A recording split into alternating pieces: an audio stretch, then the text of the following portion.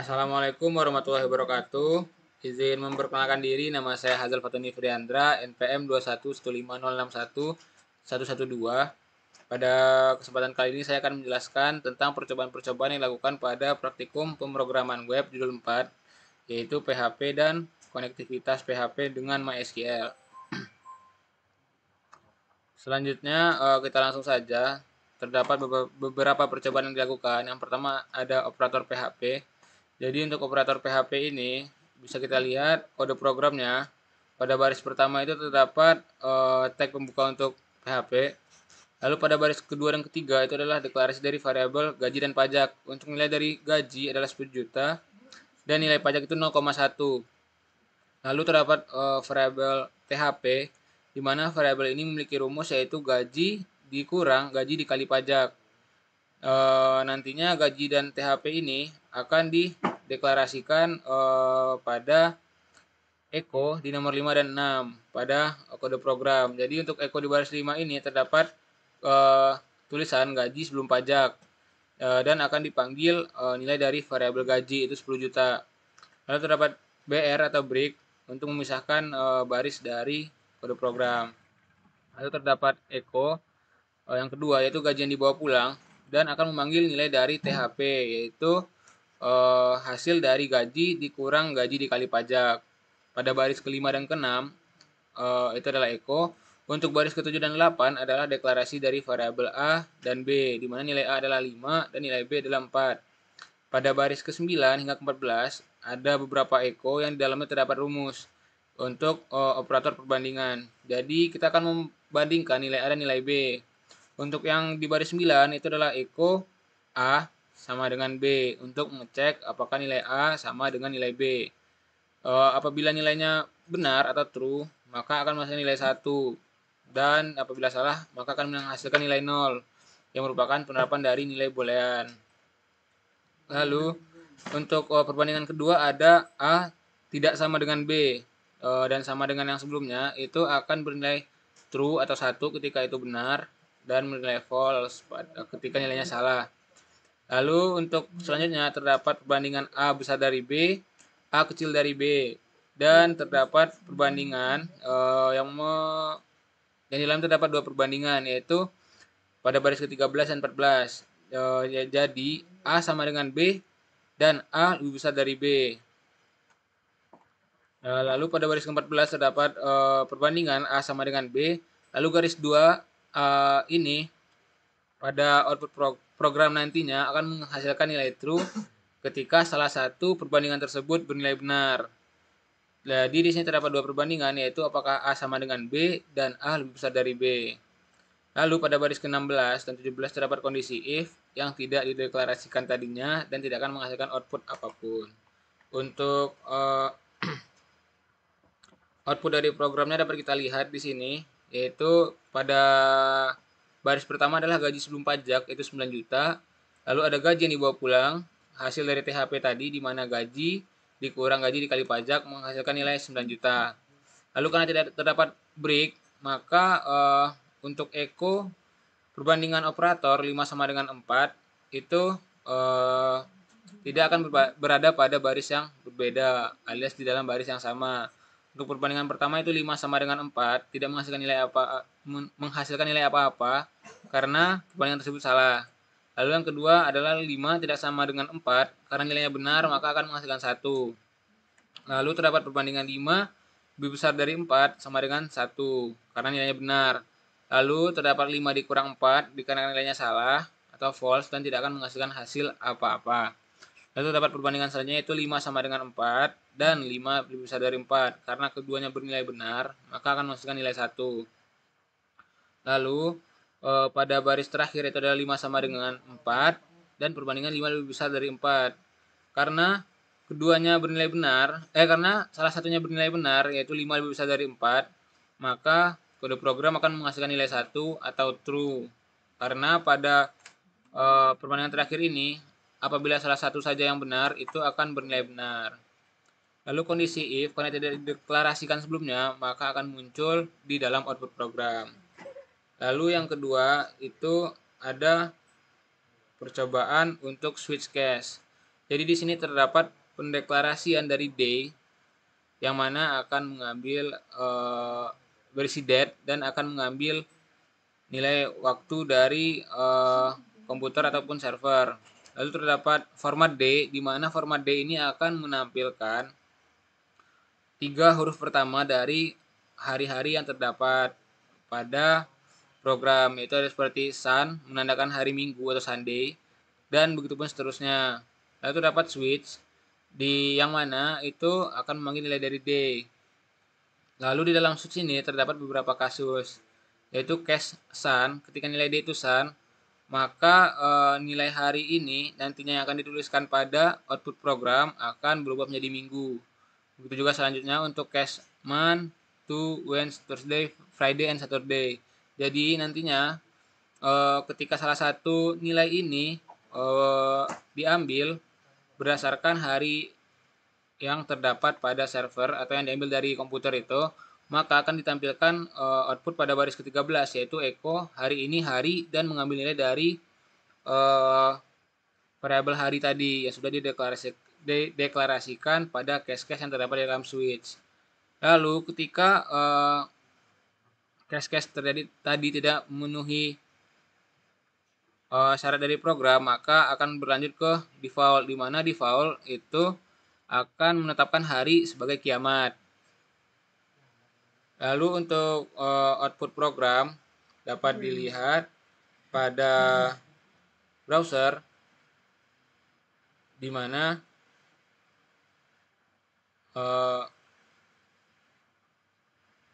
dapat dilihat di browser, di mana hari ini adalah hari Rabu. Jadi tulisan Rabu itu akan bold dikarenakan pada kode program tadi itu sudah dideklarasikan dengan tag B atau bold. Maka dari itu hasil dari hari ini akan dicetak tebal. Lalu selanjutnya ada percobaan untuk DB Connect. Jadi untuk melakukan DB Connect ini, sebelumnya kita harus membuat DB config terlebih dahulu. Jadi di dalam DB config berisi konfigurasi database, di mana terdapat host, yaitu localhost, DB name-nya itu database-nya kuliah yang sudah kita buat terlebih dahulu di phpMyAdmin. Lalu terdapat username dan juga password. Selanjutnya kita beralih ke DB Connect. Untuk DB Connect ini pertama terdapat PHP tag untuk PHP dan terdapat require once dbconfig.php untuk mengambil konfigurasi dari nilai dari dbconfig yang sudah kita buat sebelumnya. Lalu terdapat try and connect, di mana blok try ini digunakan untuk menunjukkan bagian kode yang mungkin menyebabkan pengecualian. Di dalam blok try ini kita dapat menempatkan kode yang berpotensi mengalami kesalahan. Lalu di dalamnya itu terdapat pembuatan PDO, di mana PDO adalah PHP data object atau cara koneksi dari PHP ke basis data yang terbaru dan terlengkap. Di mana di sini kita mendeklarasikan PDO yang baru dengan nilai dalam itu MySQL, host bernilai host, dbname bernilai dbname, username dan password sesuai dengan yang ada pada dbconfig. Lalu terdapat PDO ATRR mode dan PDO error exception itu digunakan sebagai opsi untuk mengatur mode penanganan kesalahan pada objek PDO. Dengan mengaturnya itu, PDO akan melemparkan pengecualian atau exception tadi jika terjadi kesalahan selama eksekusi perintah SQL ke blok kode catch. Lalu terdapat PDO ATTR persistent bernilai false, di mana merupakan kontrol untuk koneksi PDO. Apakah akan bersifat persisten atau tidak? Jika kita mengaturnya dengan nilai false, maka koneksi persistennya itu tidak akan diaktifkan. Jadi koneksi persisten sendiri dapat digunakan untuk mempertahankan koneksi antar permintaan. Selanjutnya terdapat echo, di mana echo tersebut adalah sukses terhubung ke basis data dan akan mengambil nilai dari dbname, di mana dbname-nya itu adalah kuliah pada host dan nilai host adalah localhost. Lalu pada catch itu terdapat nilai PDO exception dengan nilai PE, itu adalah sebuah blok catch yang akan menangkap pengecualian dari jenis PDO exception yang telah kita deklarasikan pada try tadi. Jadi ketika blok try ini mendeteksi pengecualian tadi, maka akan dilemparkan ke bagian blok kode catch, di mana blok kode catch ini terdapat die, di mana die itu akan menghasilkan nilai itu tidak dapat terhubung ke basis data dengan nama kuliah dan akan menampilkan pesan errornya tersebut. Untuk outputnya atau hasilnya dapat kita lihat pada browser. Jadi pada browsernya itu terdapat DB Connect ini akan menghasilkan output seperti pada gambar, yaitu pada browser.